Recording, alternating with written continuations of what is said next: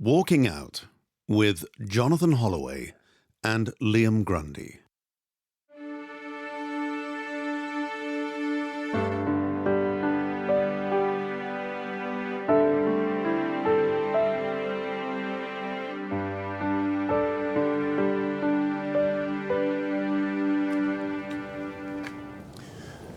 So name that tune.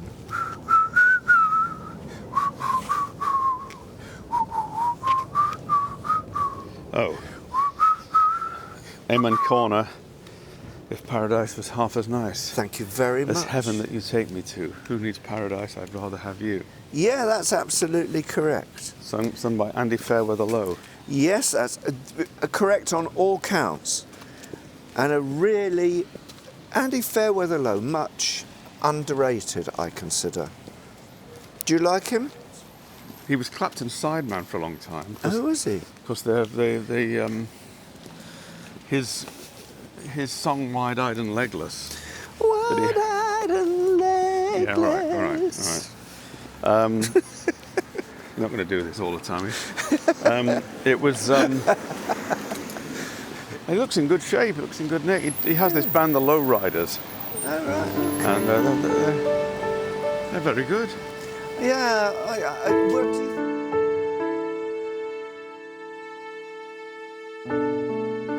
I'm a-leaving on a jet plane. Yeah, that's Don't it. Stop know now. when I'll be back again. And he also wrote... Oh, babe, he wrote a lot of things. I hate to go. Yes, that's right. Wasn't a fan at the time. But he was interested in aircraft. And I think he got a kit. I think he built his own, I think. John Denver built his own aircraft. I believe so. Either he had it built for him. But was it like a microlight thing? It was a single engine, I think. As far as I know, single engine. In America, they have those tiny ones. Yeah, no, it wasn't like armchairs. Wasn't that kind of thing. It was, it was a proper aircraft. Right. But he did a modification to it, which I think is never a good idea. When you're looking at the plans for an aircraft, Yeah. I think it's best to do exactly what they say in the plans, rather than think to yourself, "Oh, I tell you what, I can see where they've gone wrong here." As a folk singer, I reckon they should.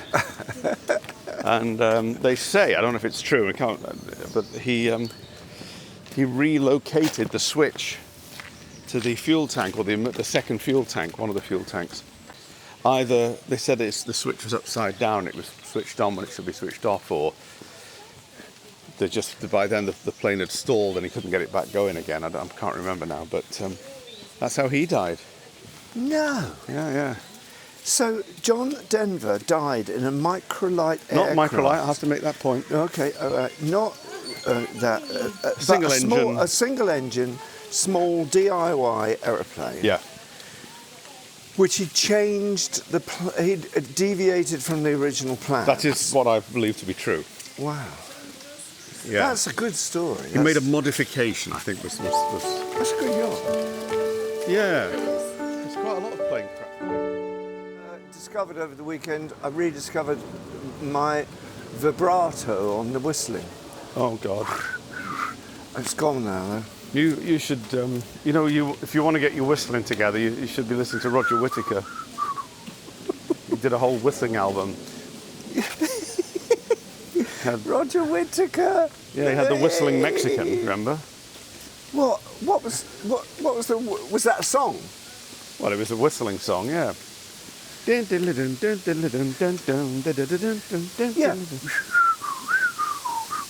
Yeah. Yeah. The Whistling Mexican, and then, buoyed by the success of the Whistling Mexican, he did a whole whistling album. Roger. Bloody hell. He now looks after zebras. Does he? Yeah, South Africa. God, he must be incredibly ancient. Because Early 80s. He looked like he wasn't a man in the first flush of youth when he was on the telly. He fought the Mau Mau, you know.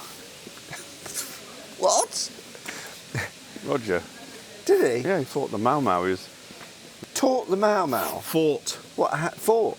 Fought the Yeah, Mau Mau. yeah. And he fought them, why?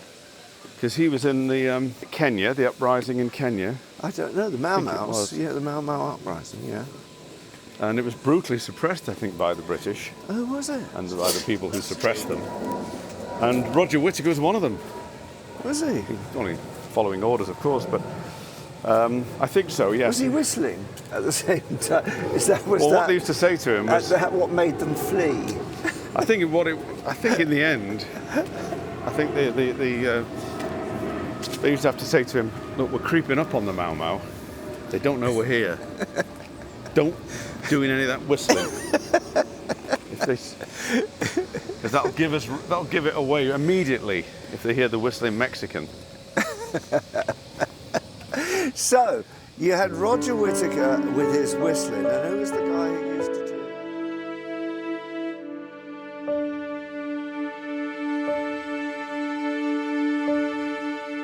Because I remember that back in the day when we had just ceased being students, when people got together for a few drinks and so on, quite often Marie would be persuaded to sing That's true, her yeah. version of She Moves Through the Fair, Yeah. which she always did with great style. And, Yeah, that's true, yeah, commitment. Yeah. But you see, me being English, the idea of showing off like that in a private environment is quite disconcerting. Well, it wasn't so much showing off, it was more a thank you for contributing to the vibe of the... Right, okay. So it'd be people singing who, in some cases couldn't really sing, but you just say, Yeah, oh, well, here we go, I'll sing this for you. And you go, oh, okay, thanks, So it was, that's how it was. It was kind of a very quiet... Look at that headstone there. George Harvest.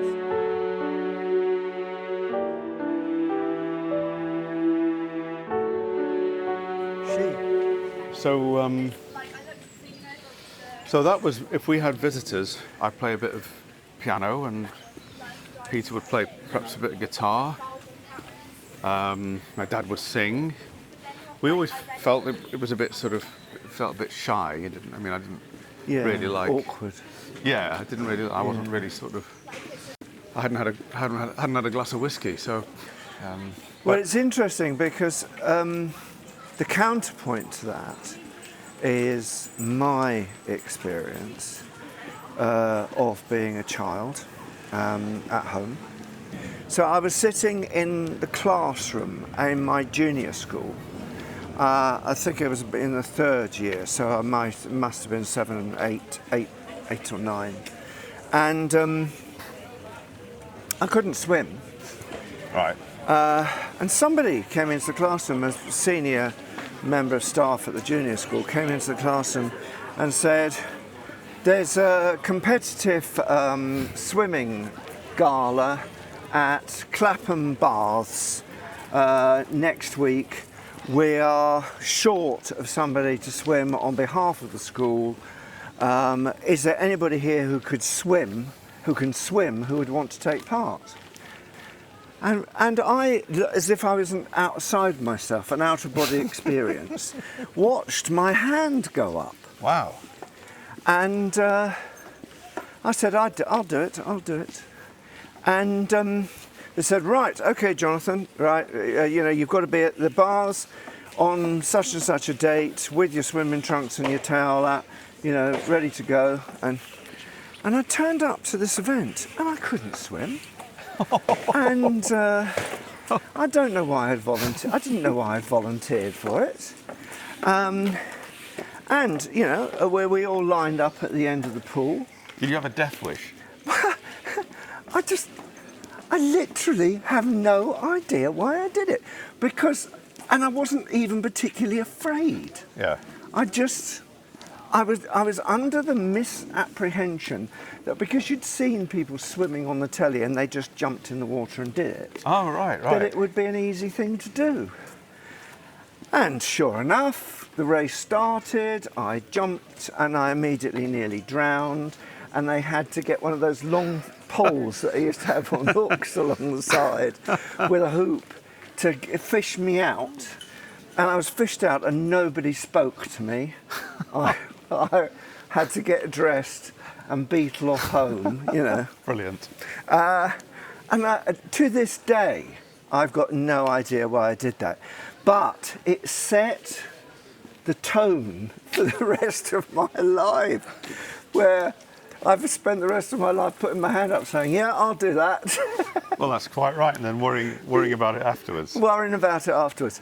So, when, roughly about the same time, my parents... Hold on. Did your folks not say, well, you know you can't swim? No. They weren't involved? No, they weren't interested. They literally weren't interested.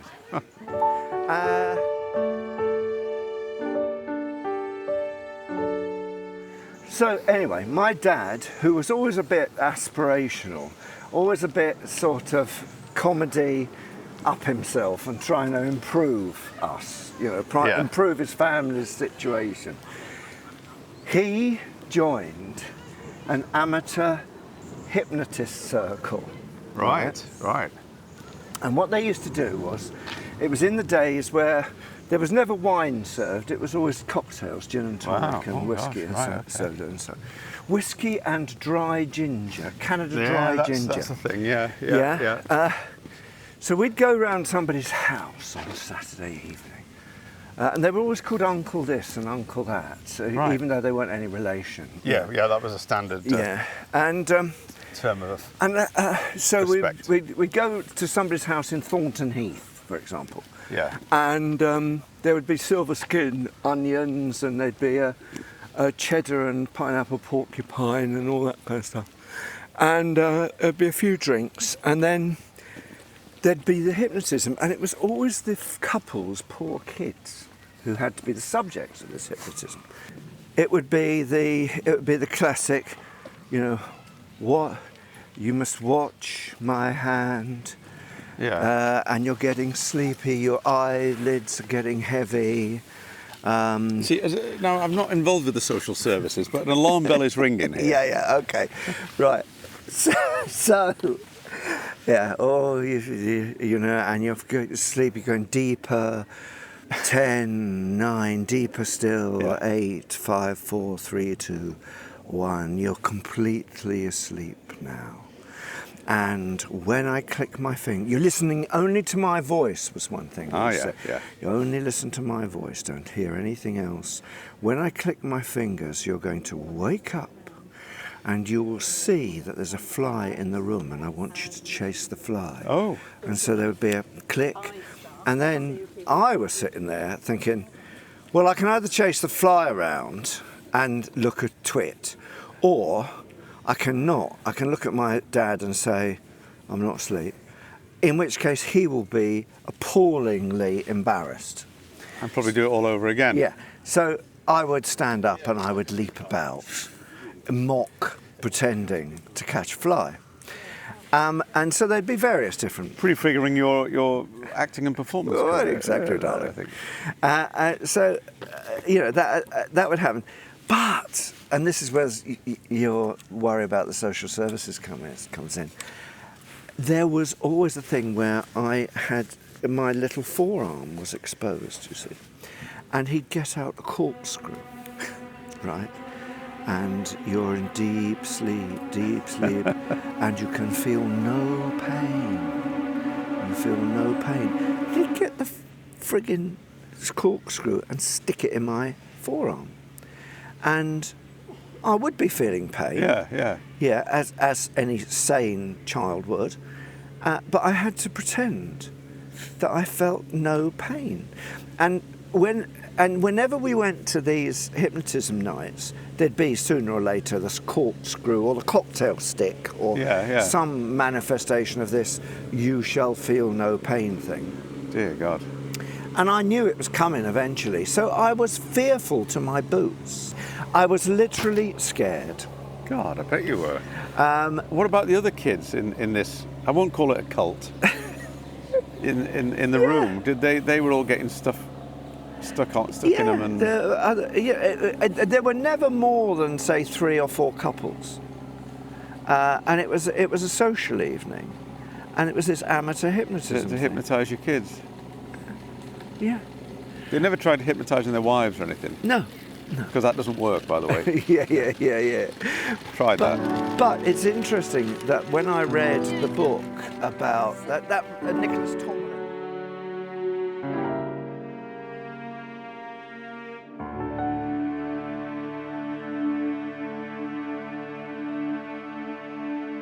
Walking Out with Jonathan Holloway and Liam Grundy, with music by Liam Grundy, a Fruit People production.